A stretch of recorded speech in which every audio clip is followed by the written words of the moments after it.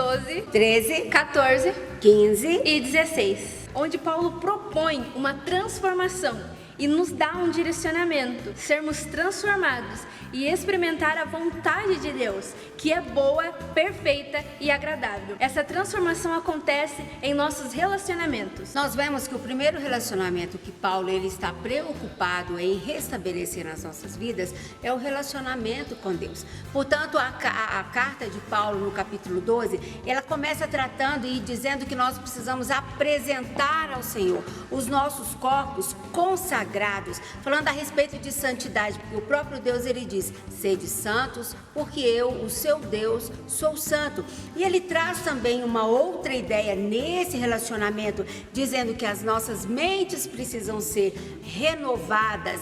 E essa renovação, ela não acontece por vontade própria, ela vem através de um trabalho do Espírito Santo, provocando em nós o que nós conhecemos como metanoia, que metanoia no grego é o termo que nós conhecemos no português como arrependimento. Então nós precisamos alcançar essa mente renovada através de uma transformação da nossa mente. É necessário restaurar esse relacionamento com nós mesmos, não ter um conceito mais elevado do que convém ou a quem. Irmãos, e nós temos também todo uma vasta...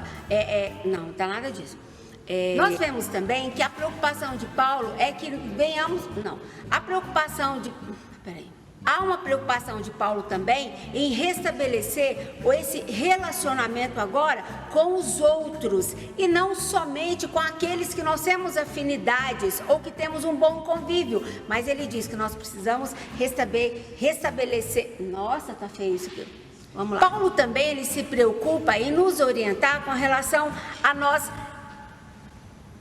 Há também uma preocupação de Paulo em que nós venhamos a restabelecer o relacionamento com os outros e também com os nossos inimigos, porque a palavra nos ensina que nós somos devedores do amor. Então não tem como eu me relacionar com o meu próximo ou com o outro e dizer que eu o amo, se isso não é verdadeiramente um relacionamento restaurado e demonstrado nas minhas atitudes. E nós percebemos que há uma preocupação em toda a Bíblia em nos direcionar a esse conserto de relacionamento, quando nós aprendemos a respeito dos mandamentos de mutualidade, que diz que nós temos que tratar as nossas vidas e o nosso relacionamento uns com os outros. Paulo deseja também que nós tenhamos restaurado o nosso relacionamento com o Estado e com as autoridades sobre as nossas vidas, porque existem princípios, tanto de autoridade como o princípio de submissão.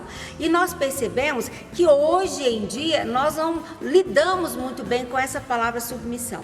Porém, nós precisamos tomar e prestar atenção em uma coisa e tomar muito cuidado. O nosso adversário quer impedir que eu e você sejamos submissos à vontade do Senhor, às ordenanças que o Senhor tem. Da mesma forma que Israel foi empedernido, coração duro, rebelde.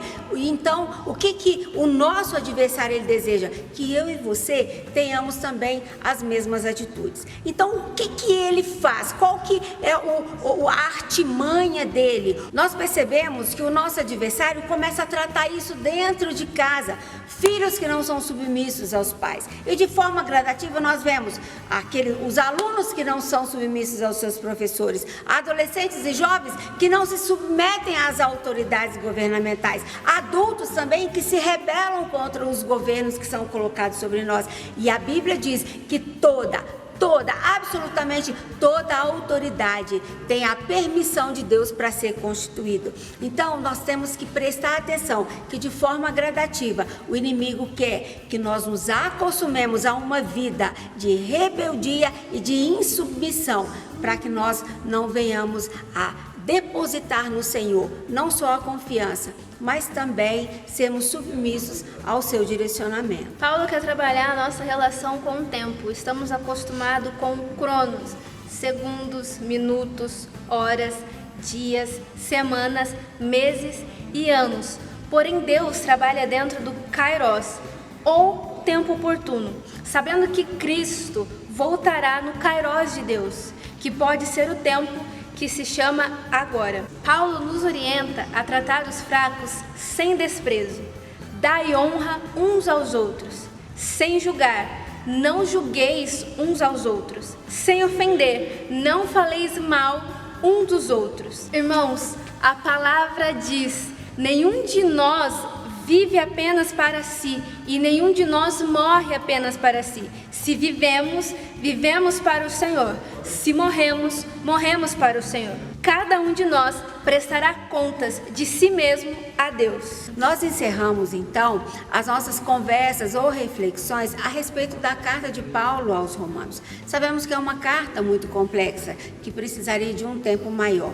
Quem sabe em outra oportunidade nós possamos trabalhar assuntos ou capítulos de forma mais detalhada. Mas fomos totalmente abençoados.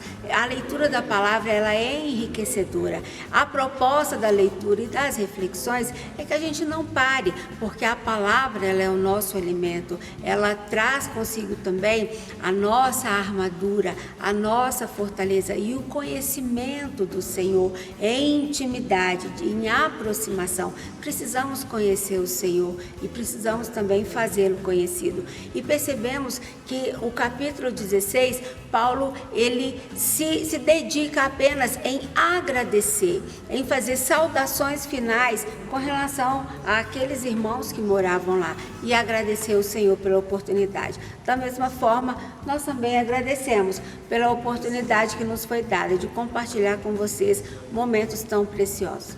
Que Deus os abençoe em Cristo Jesus.